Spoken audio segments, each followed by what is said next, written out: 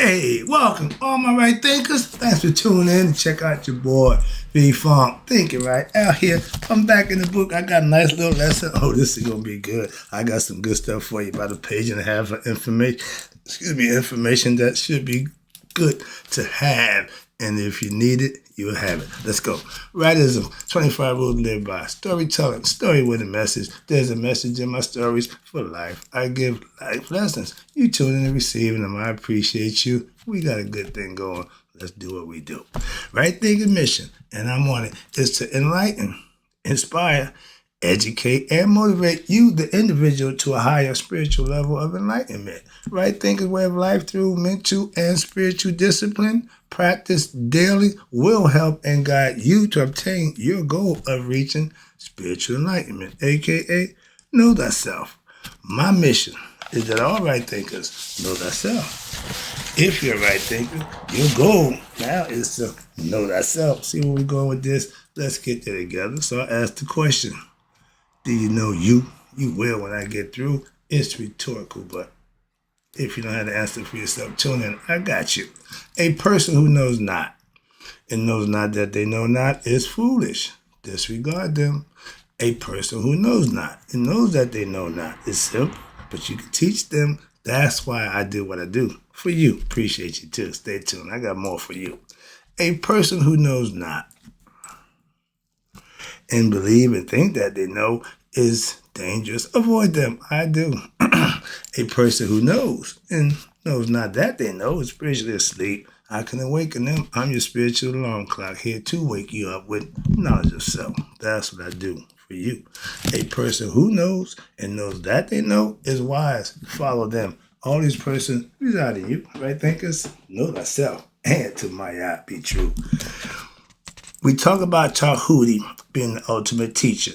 That's God's mind. That's the right thinking. That's right reasoning. That's what we operate out of. But we're going to talk about the Trinity of the Nabircha, which is God. But first, let's get through spiritual knowledge from Tahuti. Once mastered, is meant to be taught to others. Hence, sage, priest, priestess, okay, and saints. Watch this.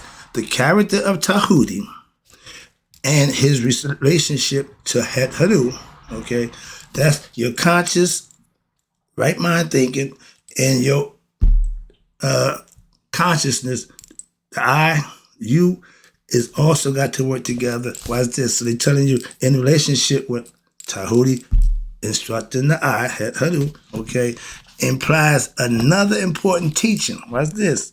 In a relationship to what? The teacher and student relationship.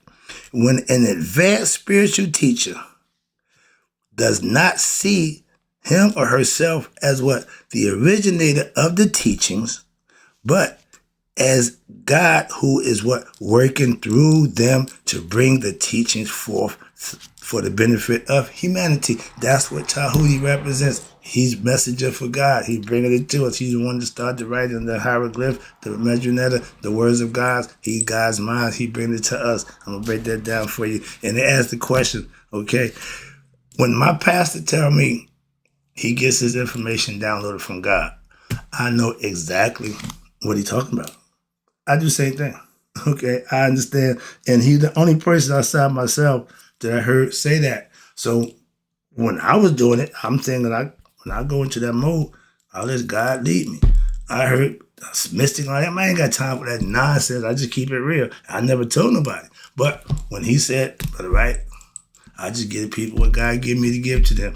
That's what it says right here. That's what it says right here. That's what he does. That's what I do.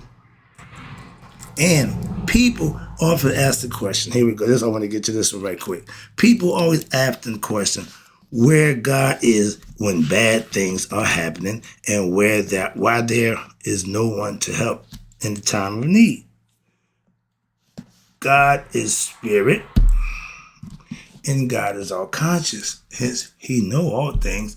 But once he give that ability and put it into man to have the human experience, powers limit to what he can do and what he can do. He only can what? Give you spirit and have consciousness. You're going to make the material stuff on your own. So all this wrongdoing, and remember, we are God in the flesh. So we doing our own destruction when you go against who? God. And when you got bad leadership, when you got bad people in control with power, they're going to do bad things, and good people are going to suffer. It's called collateral damage. But when that happens in life, remember, the person who mistreats you, the person who do wrong to you, they got to answer to somebody. Remember that. And remember, people need to understand that God, is everywhere, especially in where? The heart of what? His authentic spiritual perceptors, being a priest, ministers, clergy, sage, whatever. But he's in the heart, and they recognize that, and they giving what? The message from the heart, Makaru, as we called it. And watch this. And they all have good intentions for others. However, people, again, need to what? Purify their own hearts by doing godly things. And he'll bless you for that. So if you're doing the right thing, good thing, your concerns ain't what somebody do to you, how they mistreat you. They got to be responsible for that action, same way you're responsible for yours. That's all. And at Judgment Day, all the things that you did that wasn't right, you don't think you get away with that. That's why he called it Judgment Day. You'll be accountable, held accountable. Trust me. That's why they're trying to tell you what? Purify one's heart. What? On Judgment Day, the goal is to have what? A light heart. You purify the heart by living, doing right. And I got the serpent power coming up for you too to break that down for you again. And all religions say things different. They all mean the same thing. Their goal is to get you to God. Okay? And watch this. By purifying one's heart, that means because an unpurified heart, there we go, the ego, that is what? Constantly producing negative, doing bad things, having negative thoughts, being acted upon, and bad feelings will not be able to what? They will not be able to recognize an authentic spiritual perceptor or the good intentions of others, right? Such people in this state of mind, they become like what? Poison. And they're killing what? Their inner vision of goodness in their life. Egoistic people, self-destructive. They only serve themselves. And consequently, this is called such dull personalities will consistently what?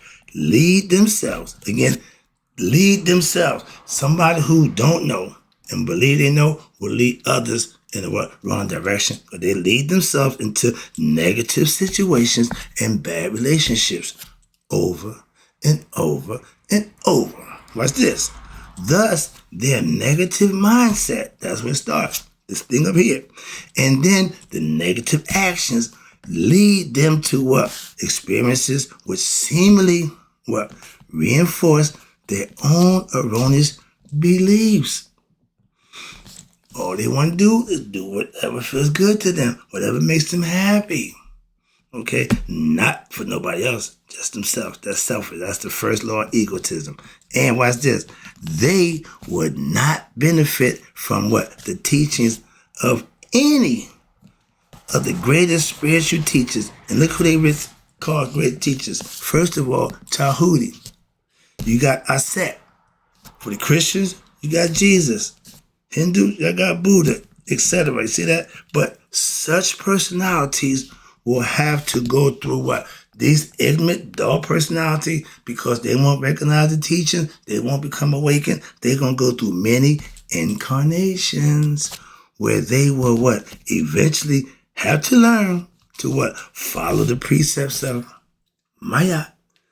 And therefore, the compassion of the goddess is so great that she has come to the world in the form of what? Scriptural writings, compassion, and the spirit of service in the human heart. Sages, saints, and the high mystical philosophy and religious iconographs all are here to help you better yourself. They all, watch this. Now, there is also what they call the mystical significance to what? The rejoicing in the cities where Haru had left and returned back to her rightful place. They would love her, okay, when she came out of the line, went back to who she was. And the cities that mentioned, remember, Anu, That's the first place. That's where the Osirian myth started.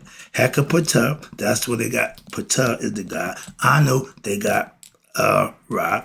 And Waset, they got, Amun. Okay? But they all relate to cities of who? Of gods of what?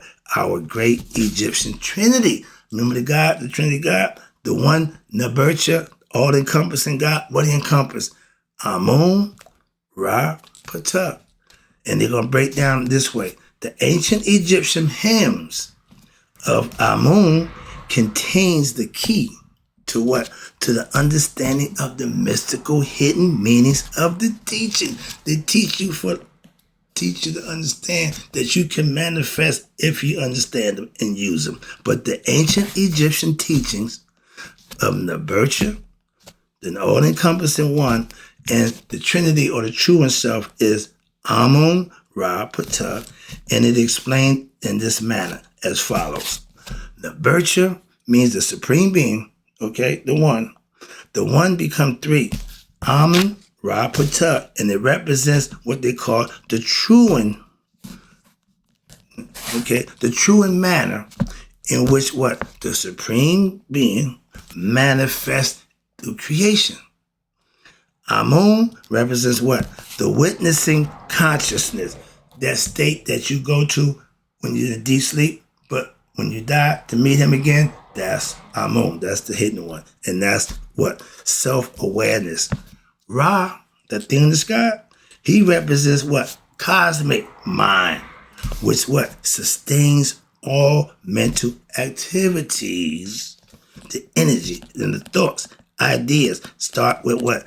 That there be that thing in the sky. And it's the means for what? Consciousness to interact with the creation. Okay?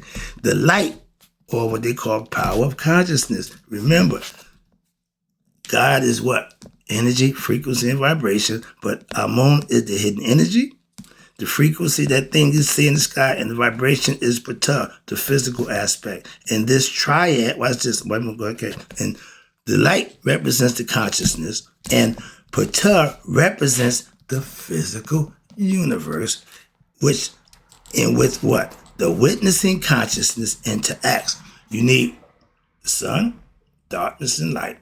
Then you need the physical concept, the universe, and they all come together. What in the birth, it comes from the one, and it splits out three different ways. The best way to have it, three-way pyramid, the best structure ever. But they break it down the concept. I got another one for you. Where we at?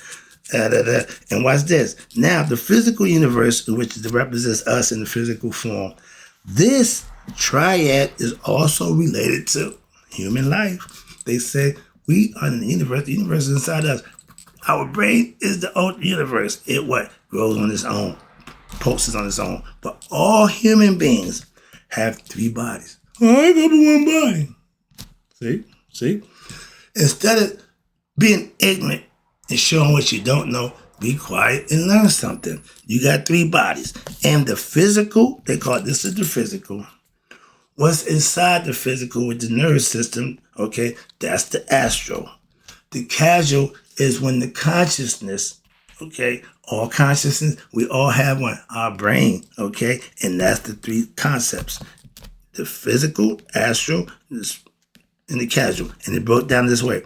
The soul in every human being, again, the soul in every human being is like a spark of the self, which is who? Nebercha. If you live, you got the spirit in you who uses these three bodies in order to have what? The human experience.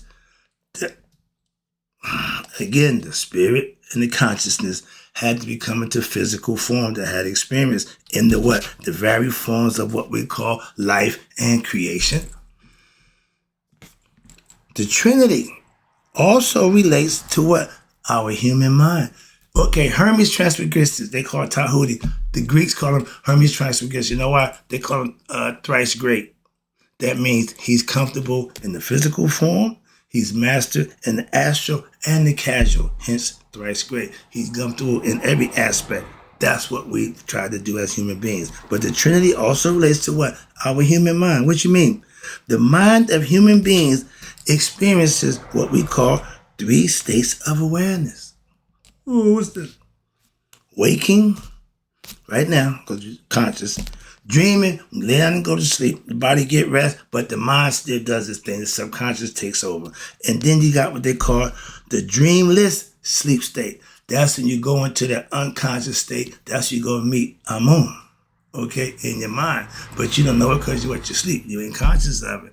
When you're able to become conscious of Amun and heart become one, I call it heart-mind coherence. That's when you become one with God, from the physical to the spiritual, okay? We fall from the spirit to the physical. We got to raise back up to the spiritual. But what? I'm getting to you right now. Watch this. Now, the mind of human beings experiences 3 states, waking, dream, okay. But now, as well as you also have 3 modes of manifestation.